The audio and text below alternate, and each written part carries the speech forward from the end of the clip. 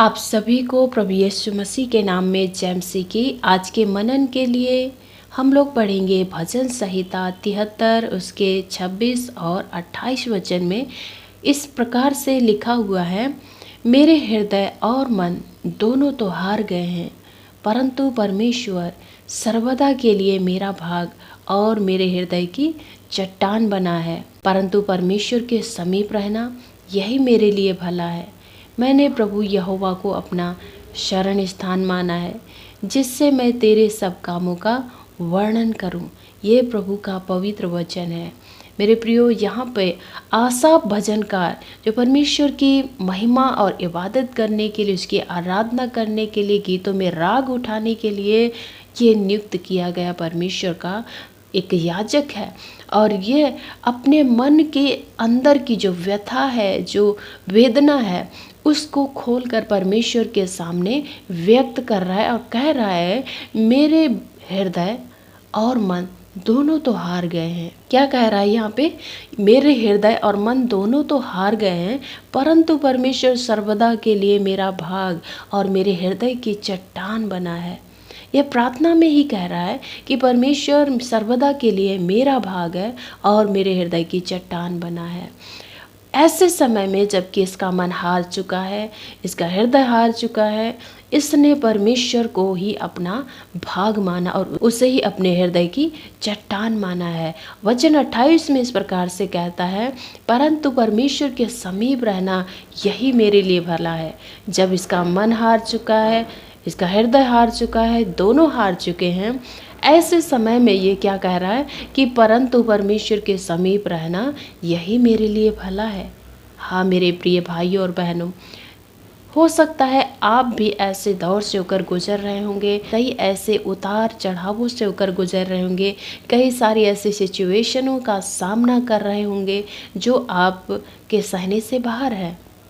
हो सकता है आप उस चीज़ को हैंडल करते करते थक चुके होंगे। अपने जीवन में ऐसे कई समस्याओं का सामना कर रहे होंगे और उन समस्याओं को सामना करते करते आपका हृदय, आपका मन दोनों हार चुके होंगे, टूट चुके होंगे और आपके लिए कोई आशा, कोई उम्मीद नहीं दिखाई दे रही होगी। ऐसे समय में परमेश्वर का ये वचन आपको बहुत हिम्मत और हियाव देगा।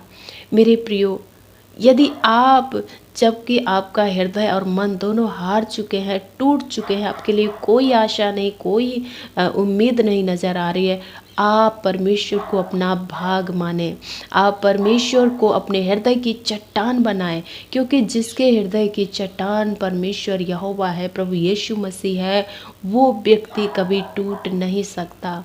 भले ही जीवन में के उतार चढ़ावों के चलते वो हार सकता है, लेकिन बिखर नहीं सकता, वो टूट नहीं सकता, क्योंकि उसकी दृढ़ चट्टान परमेश्वर है, यहोवा है, प्रभु यीशु मसीह है।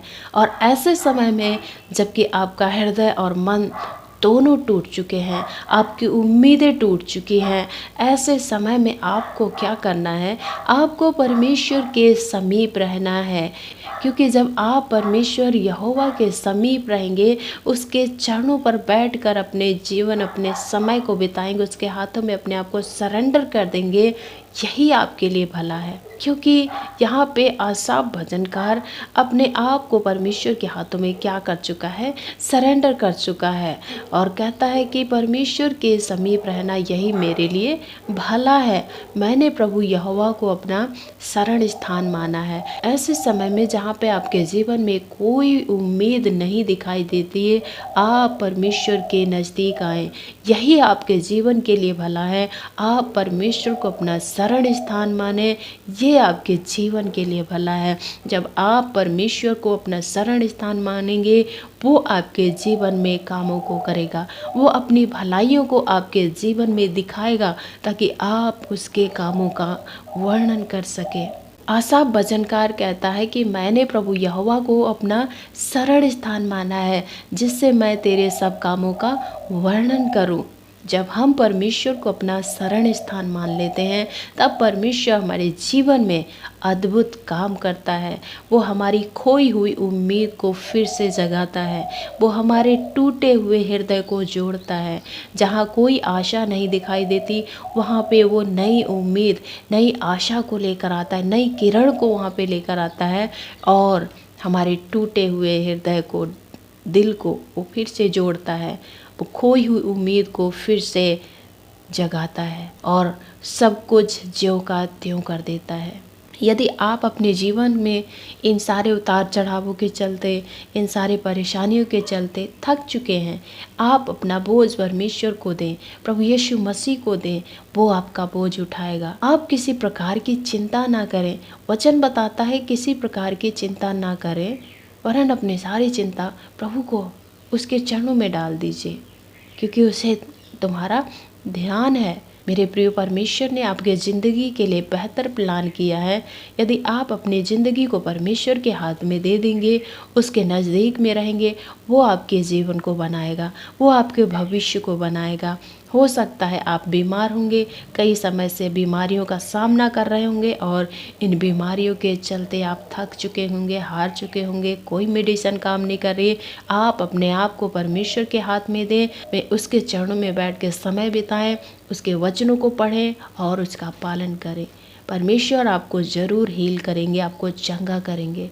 हो सकता है आप जॉब के लिए फॉर्म भर भर के परेशान हो चुके हैं, पैसा काफ़ी खर्च हो चुका है, लेकिन अभी तक कोई जॉब नहीं मिली है। परमेश्वर के हाथ में अपने आप को सरेंडर करें।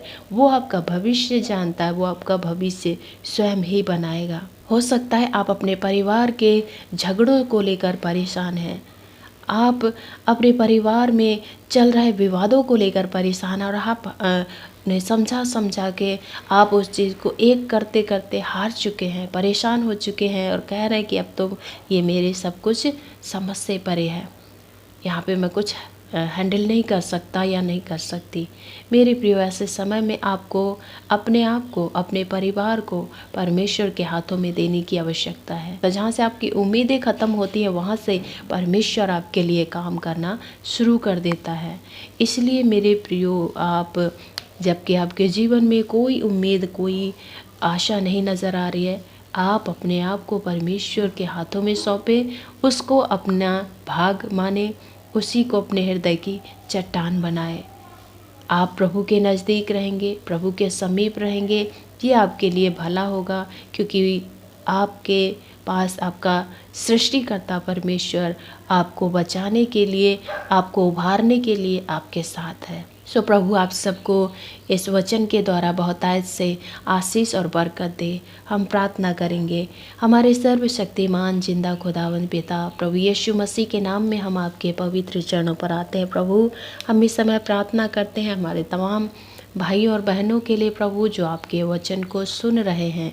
मेरी आपसे विनती है पिता, आप इनके जीवन में दया करें प्रभु, जबकि ये काफ़ी समय से परेशान है अपने जीवन में पिता, जीवन के काफ़ी उतार चढ़ावों के चलते प्रभु, हमारी दुआ है आप इनके सिचुएशन को हैंडल करें, आप इनके जीवन में अपनी शांति दें, तसल्ली दें पिता, और इनको उभारें और इन सारी सिचुएशन से निकलने के लिए इनकी मदद सहायता करें पिता।